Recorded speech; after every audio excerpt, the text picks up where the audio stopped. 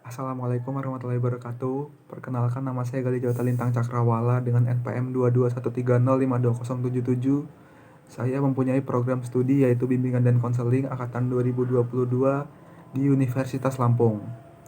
Di video kali ini saya akan menjelaskan terkait tes yang akan kalian tempuh pada sekolah menengah atas ini. Tes tersebut diantaranya ada tes inteligensi dan tes minat bakat. Yang pertama ada tes inteligensi.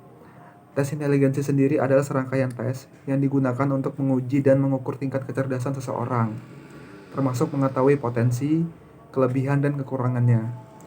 Tes ini termasuk dalam bagian ilmu psikologi yang membantu menganalisis kemampuan diri seseorang, baik yang terlihat atau belum terlihat.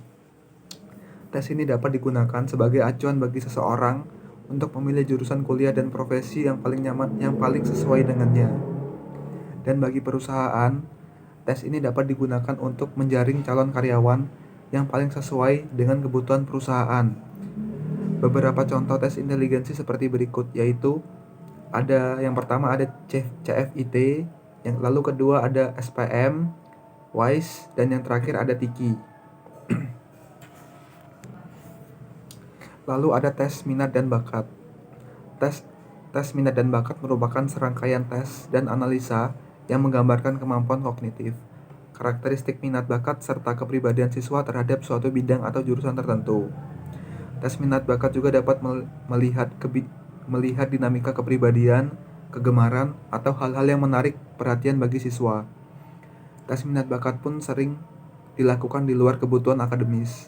Lebih detailnya, pada tes bakat, siswa akan diuji inteligensi yang dimiliki untuk memberikan gambaran umum tentang kapasitas kemampuan kognitif siswa.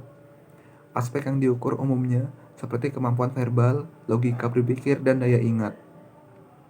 Contoh tes minat dan bakat yaitu ada tes verbal, yang kedua ada tes numerik, lalu yang ketiga ada tes logika, dan yang terakhir ada tes spasial.